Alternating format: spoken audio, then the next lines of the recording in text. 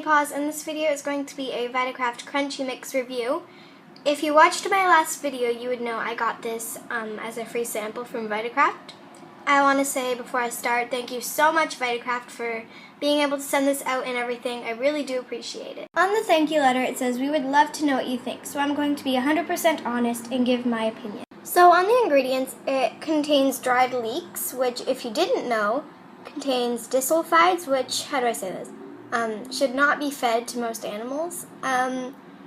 Everything else on the ingredients seems to be safe. I wasn't sure about dehydrated potato, but I looked up on the Hamster Hideout forum, and they can have dehydrated potato, just not raw potato.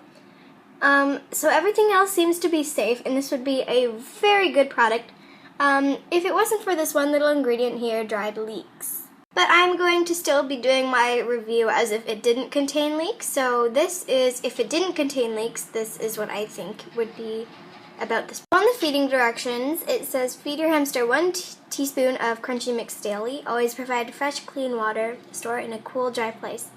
If this product didn't contain leeks, I think, in my opinion, 1 teaspoon every 1 to 2 weeks would be better, because it contains a lot of ground corn and everything. So yeah, other people's opinions may vary.